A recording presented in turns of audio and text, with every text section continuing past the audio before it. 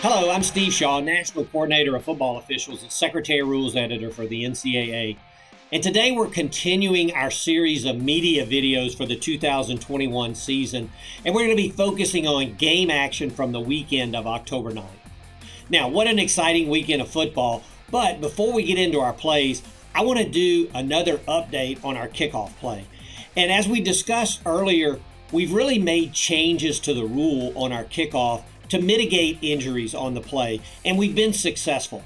So how are we doing this year? So we're averaging 11.1 kickoffs per game, and about 32% of those kickoffs are returned. So that's slightly down on number of returns, but so far this season, we've already had in FBS alone 24 kickoffs returned for a touchdown. So the play is staying exciting, but we're mitigating injuries. That's a win-win for the game.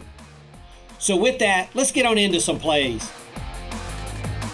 Our first play this week is a two-point conversion attempt, and the quarterback's going to roll to the right and throw to his receiver just inside the end zone, and the line judge is going to rule a catch for a touchdown and 2 points. Now, we're going to go back and take a look at this catch, and I really want to talk about 2 points. One, the process of the catch, and then the progress point of the catch. Now, we get a good look right down the goal line, and we're going to see the receiver. He's airborne. He gains firm control of the ball while he's in the end zone, and he's driven back by the defender. Now, he gets a body part down. You see that left foot comes down, but since he's going to the ground, he must maintain firm control of the ball throughout the process of going to the ground. He's got to survive the ground, and we see that he does this. But when he completes this catch by surviving the ground, the ball is not across the goal line plane.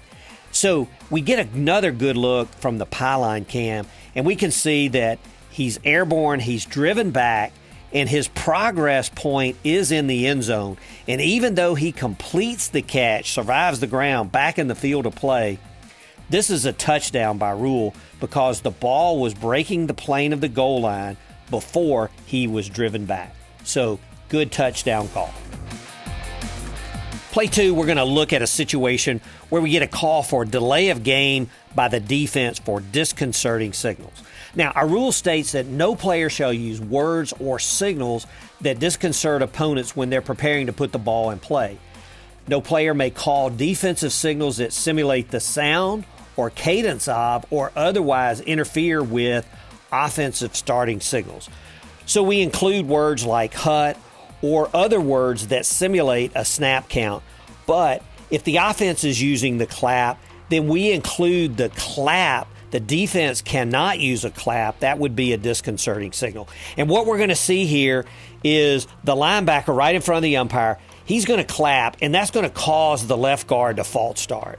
And we get a good announcement on this play. Delay of game. Defense for using disconcerting signals. Disconcerting. 5-yard penalty results in a first down. And so as we look at it again, there's no question that this clapping by the defense disconcerts the offense, causes them to false start. And so this is a correct call for delay of game on the defense.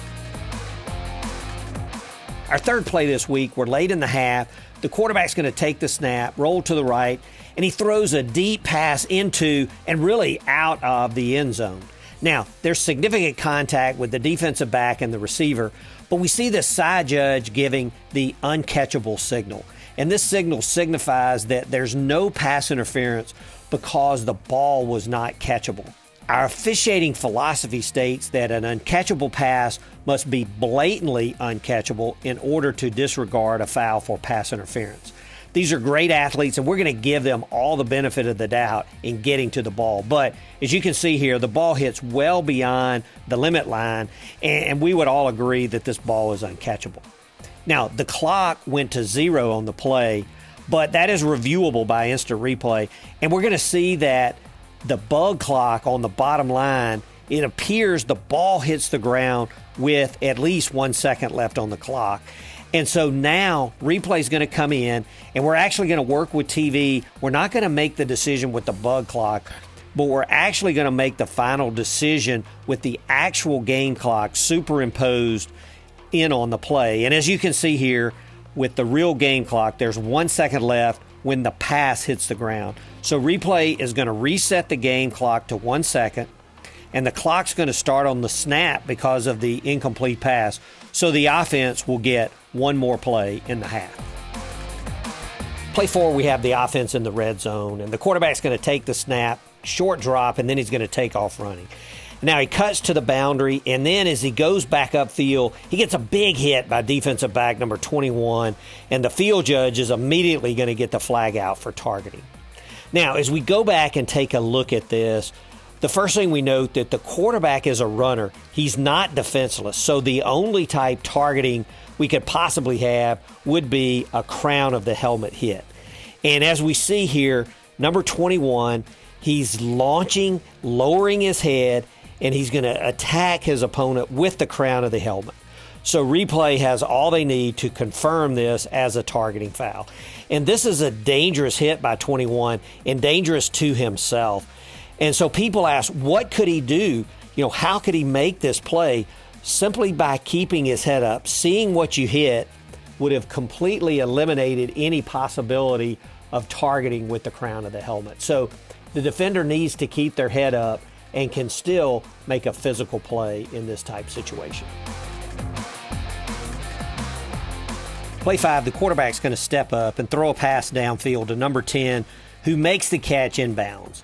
Now, as we go back and take a look at the all-22 view, we're going to see that the slot receiver is forced out of bounds by the defensive back right about the 35-yard line, is going to come back in bounds, reestablish himself at about the 25, and then make the catch around the 20. Now, we see both the headline judge and the side judge throw their hats, signifying that the receiver was out of bounds, and in this case was forced out of bounds. And so from the close-up, we can see clearly that the receiver reestablishes in bounds before touching the ball and then completing the catch. So this is a good catch by the receiver, and the judgment of the headline judge and field judge is sound here as the receiver was forced out. And if the judgment here was that this receiver went out on his own, as soon as the receiver touched the ball, it would be a foul for illegal touching. But this was a good play. Our last play this week, I want to talk about our jersey color rule.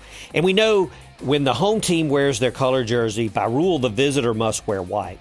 But the rule allows that if the home team wears their color jerseys and the visiting team can also wear their color jerseys, if and only if the following conditions have been satisfied. Number 1, the home team is agreed in writing prior to the game to allow the visitors to wear a colored jersey. And number 2, the conference of the home team certifies that the jersey of the visiting team is of contrasting color. Now, if they don't get these two things done, then it's a foul for unsportsmanlike conduct, and there's actually 2 penalties. They'll be assessed a timeout at the beginning of each quarter, and after the opening kickoff of each half, the visiting team will be assessed a 15-yard penalty. So we see the visiting team kicking off here in their gray jerseys, not white, and they did not get permission. So we have a touchback. So they've already been assessed a timeout. And then after the kickoff, we're going to get a good announcement by our referee. Like conduct after penalty. The play was over. Unsportsmanlike conduct. Abilene Christian violating the jersey color rule. It's a 15-yard penalty from the succeeding spot. First down. And so after the touchback at the 25, we're going to get a 15-yard penalty. It'll be 1st and 10 for the home team at the 40-yard line. Now, note that, as we said, the visiting team will be charged a timeout at the beginning of each quarter, but if they don't have a timeout remaining, then they'll be assessed a delay of game penalty. And the intent of this rule is to not allow the visiting team to play games with the color of their jersey without the agreement of the home team and the conference. Well, that's it for our plays this week. I hope these plays are helpful, and we appreciate the great feedback that we're getting from people. And we ask you continue to give us that feedback, especially if there are areas you want us to focus on. So best of luck to all this week, and stay safe and healthy.